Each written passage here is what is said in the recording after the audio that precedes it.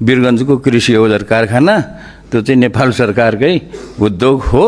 त्यसैले कारखाना चलाएपछि अब नक्कली उद्योगपति चाहिँ भएको छु। सम्माननीय सभामुख महोदय, आजको यो विधेयकका सिद्धान्त र प्राथमिकतामा राख्नै पर्ने केही कुराहरू, धेरै कुरा राख्दिनँ, केही कुराहरू मैले भोगेको कुराहरू चाहिँ यहाँ राख्छु, किनभने यो धेरै नै महत्त्वपूर्ण छ। सर्वप्रथम त म उद्योगपति चाहिँ होइन, एउटा समाजसेवी हो, तर म चाहिँ उद्योग चाहिँ चलाइरहेको छु। वीरगञ्जको कृषि औजार कारखाना त्यो चाहिँ नेपाल सरकारकै उद्योग हो। त्यसैले कारखाना चलाएपछि अब नक्कली उद्योगपति चाहिँ भएको छु। र यसमा उद्योगहरू चलाउनको लागि के छ त भन्दाखेरि मैले अघि भर्खर यसमा यहीँ बस्दै यो मोबाइलमा के अरे च्याट जिपिटीलाई सोधेको, कुनै पनि देशले, विकसित देशहरूले कुनै पनि उद्योग धन्दाहरूलाई चाहिने कच्चा पदार्थहरू आयात गर्दाखेरि त्यो चाहिँ कर चाहिँ लगाउँछन् कि लगाउँदैनन् भनेर, इम्पोर्ट ट्याक्स लगाउँछन् कि लगाउँदैनन् भनेर च्याट जिपिटीलाई सोधेको, लगाउँदैन अरे। तर नेपालमा के छ त भन्दाखेरि उद्योगहरूलाई चाहिने कच्चा पदार्थमा ट्याक्स चाहिँ लाग्ने चाहिँ एकदम ठुलो ट्याक्स लाग्ने छ। म आफैले बेहोरेको हो। वीरगञ्जको कृषि औजार कारखानालाई चाहिने उद्योगहरूलाई त्यो औजारलाई कारखाना चाहिने कच्चा पदार्थमा ल्याउँदाखेरि मैले ट्याक्स तिरिराखेको छ, हामीले ट्याक्स तिरिराखेको छ। अनि ट्याक्स तिरेपछि त्यो सामान जो उत्पादन हुन्छ महँगो हुन्छ, तर उताबाट बनाउ भएका कृषिका औजारहरू ल्याउँदाखेरि चाहिँ ट्याक्स चाहिँ लाग्दैन। यो चाहिँ एकदमै नमिल्ने कुरा छ।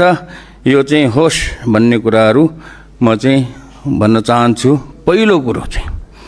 दोस्रो कुरो चाहिँ नेपालमा प्याटेन्ट अफिस छैन। प्याटेन्ट अफिस छ, नाम मात्रको छ, त्यो चाहिँ काम छैन। किनभने त्यसलाई चाहिँ गजै व्यवस्था गर्नुपर्ने व्यवस्था छैन।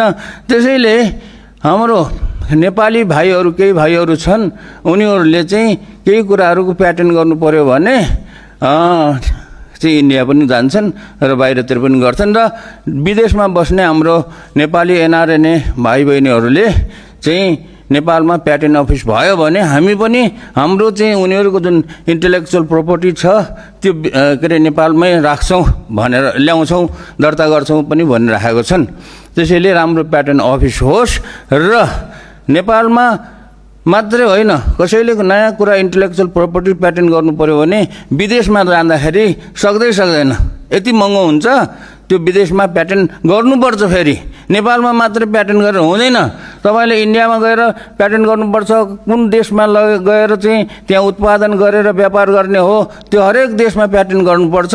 त्यो नेपालीले चाहिँ उनीहरूले सक्दैन। त्यस कारणले त्यस्तो किसिमको विदेशमा गएर प्याटेन्ट गर्नको लागि चाहिँ त्यो सरकारले अनुदान दिनै पर्छ। दिएन भने त्यो उसको इन्टेलेक्चुअल प्रोपर्टी चाहिँ हराएर जान्छ।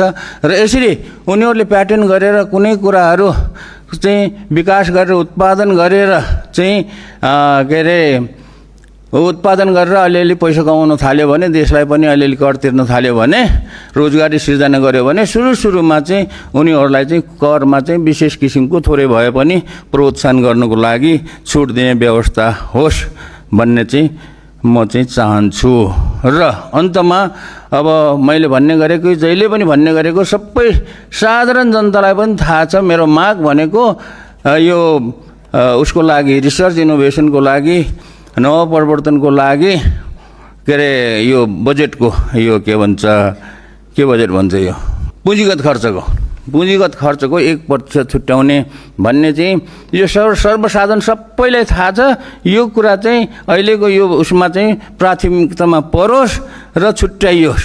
र अब त्यो चाहिँ यसलाई चाहिँ त्यो बजेटलाई चाहिँ फेरि के हो भन्दाखेरि बहुवार्षिकमा राख्नुपर्छ। किनभने कुनै पनि कुरामा अनुसन्धान गर्दाखेरि त्यो अनुसन्धान चाहिँ 1 वर्षमा सिद्धिँदैन, एउटा आर्थिक वर्षमा सिद्धिँदैन भनेदेखि त्यस्ता अन्य बहुवार्षिकी पनि राख्नुपर्छ। किनभने राष्ट्रिय आविष्कार केन्द्रमा 4 वर्ष, 5 वर्ष, 3 वर्ष, 2 वर्षसम्म कुनै एउटा चाहिँ के अरे इनोभेसन गर्नको लागि कोसिस गरिरहेको छन्, अझै पनि सकेका छैन।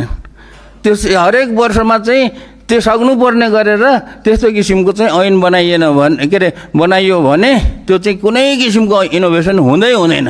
कसैले पनि इनोभेसन गर्न सक्दैन। त्यस कारणले त्यस्तो किसिमको कोष खडा गरेर त्यसलाई चाहिँ बहुवार्षिकीमा हुनुपर्छ। किनभने 3-4 वर्ष 5-7 वर्ष भनेको त कुनै चिजको इनोभेसन गरेर कुनै चिजको विकास गर्नलाई लाग्छ। यही हो मेरो चाहिँ कुरा टुङ्गिहाल्यो। ल धन्यवाद।